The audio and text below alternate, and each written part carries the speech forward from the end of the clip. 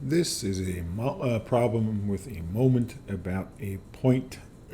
So we have a force of the magnitude 7 Newton that's acting at point B on this rod that goes from A to B, and the distance between the two hinges is 1.25 meters. And we are asked to find the magnitude of the component of the force that is perpendicular to the rod. Let me sketch that in here.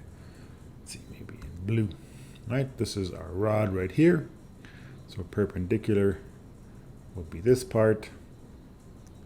So we can say that's F perpendicular, which means this is F parallel, in case we need it. Of course, for us, the perpendicular part is interesting because that makes it easy for us to figure out what the moment is. Now, if you want to do that, this would be a right angle right here. So let's see if we can figure out any of these angles.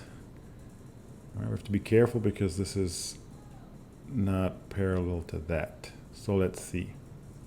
If we're going to look at this line, like a line through here, and a line through there, right, then that angle, alpha here, has to also be there.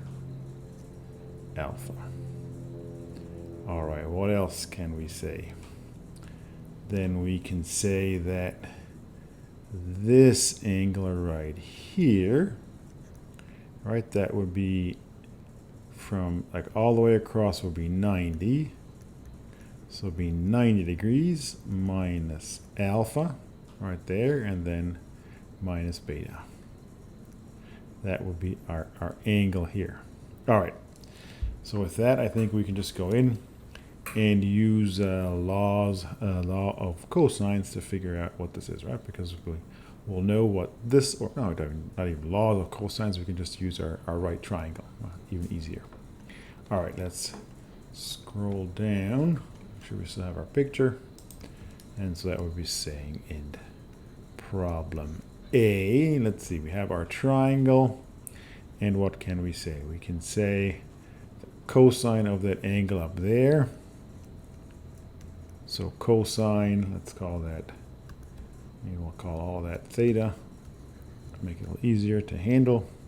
So we can say cosine theta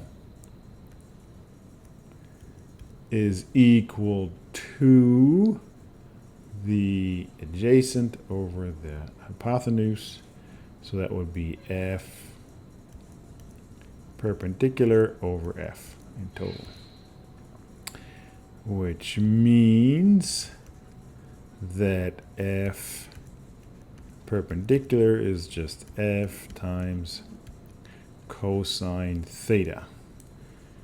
All right, let's see what we get. We get F, we're given as 7 Newton. And then we get cosine of 90 degree minus alpha. Alpha was 28 degrees. And then minus another 7 degrees. And that should be it. And so if we plug that in, we get a value of 4.015 Newton. So that would be the magnitude of the force that's perpendicular to the rod. All right, let's see what's next.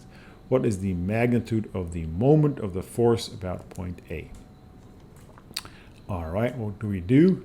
Well, we could, of course, just take F and split it up into X and Y and then figure out what the distance is and all that kind of stuff. But we already have the perpendicular part of the force relative to the rod. So all we have to do is find that distance and multiply them, right? So we can say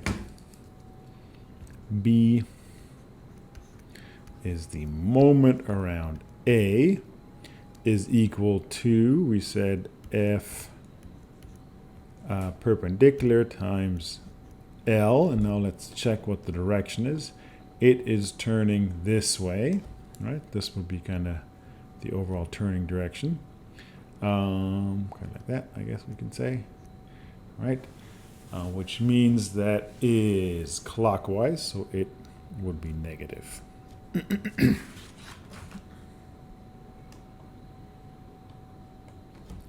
So we'd have to have a negative sign here. If we plug in the values, we'd have 4.015 Newton times the length of 1.52 meters. And that gives us a value of equal to 5.02 Newton meters. That would be, minus sign in there, but of course the overall value is just the 5. So at 5 Newton meters, and then C, what is the direction? Well, we already said it's turning clockwise. Right, it's negative and it's clockwise, but if we look at our picture, we can see that, right? It'll be turning this way. And then last, what is the shortest distance between point A and the line of action of F?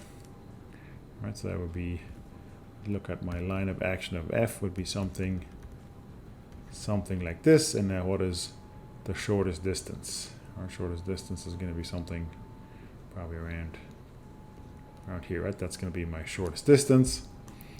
But instead of using all kinds of different geometry pieces, we can just use that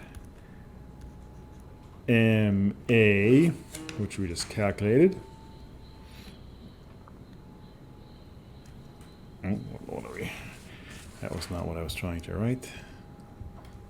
Thinking ahead of myself, I said MA is equal to F times dA, which means that dA is equal to MA over F, which is 5.02 Newton meters divided by, what do we have? Overall, we had 7 Newton divided by 7 Newton gives us a value of 0.717 meters as that shortest distance. We'll just put the dA in here, right? This would be our dA.